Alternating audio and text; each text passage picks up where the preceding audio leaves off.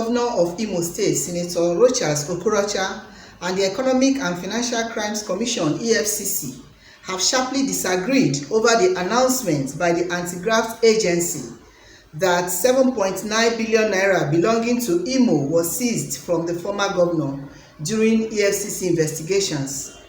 Speaking at the Commission's zonal office in Port Harcourt, Rivers, on Thursday, June 11, 2020, EFCC zonal head Usman Imam, who has been in charge of the ongoing probe of the former governor, said the commission returned over 5.7 billion naira to various administrations in Imo to pay salaries and pension of workers. He said, "I started the Imo State case in Enugu, and upon my deployment to this zone, the investigations of corruption allegations against the former governor of Imo State, Rochas, was transferred from the Enugu zone to Port Harcourt for further investigations. Within the period, the commission succeeded in freezing about 7.9 billion naira in different accounts. All the monies that were released to Imo State governments were from the 7.9 billion naira recovered from Okorocha. The monies were released in batches. 2.7 billion naira was released in March for salaries. In the PDP government of Emeka Ihedioha, excess of 2.5 billion naira upon series of writings and our insistence of monitoring it was released to pay salaries and pensions because they were monies recovered from the states, so it has to go back to the states. Then the government of Emeka left and this government came.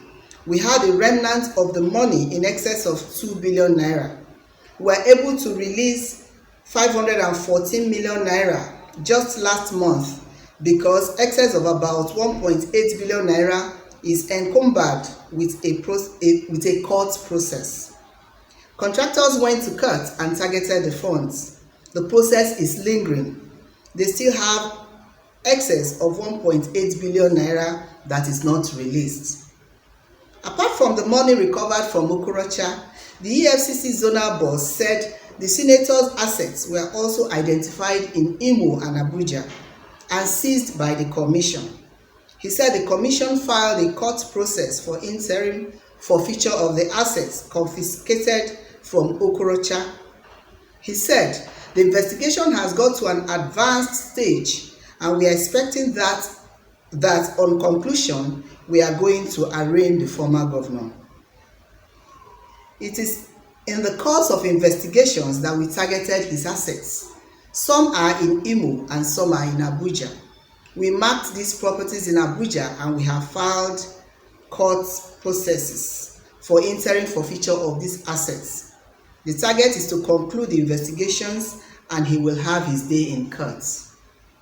Okorocha, however, refuted the claims via a statement issued on Thursday night, signed by his special advisor on media, Sam Onwemodo, who stated as follows: the EFCC as a commission, or Mr. Usman Imam as a person and head of Enugu zone then and today that of Port Harcourt zone of the commission, never recovered 7.9 billion naira or any other amount of money from Rochas Okorocha. With this denial, we therefore challenge EFCC or Mr. Imam as the one who made the claim to prove us wrong by publishing details of the bank accounts the money was found and the owners of the accounts. We hold the EFCC and its personnel in a very high esteem, and we expect the commission or Mr. Imam to take our denial very serious, because Nigerians of goodwill would like to know who is saying the truth or who is lying. Where the commission finds out that it had misinformed the public and had also blackmailed the former Imo governor, perhaps unconsciously, we expect the commission or Mr. Imam to do the needful, which is to retract the media statements and then tell Nigerians the correct story. The 7.9 billion naira in question must be in bank accounts. Let the EFCC publish the accounts details without delay. Mr. Imam talked about properties owned by Okorocha which the commission had marked. It is also important that Mr. Imam publish those properties because the properties marked had been acquired by Okorocha about 20 years ago. Since Mr. Imam had begun media trial, let the properties be also published for Nigerians to know the truth. We have repeatedly told this story that before the 2019 election, the PDP elements in Imo had written to the Efcc alleging that Okorocha had planned to use all the state funds to finance the election of his choice candidates. The Efcc, leveraging on the petitions, seized all the accounts of the state, including the ones meant for the payment of salaries, pensions, severance allowances, and so on. We have made this particular claim severally, and the Efcc or any other interested person or persons have never faulted our claim.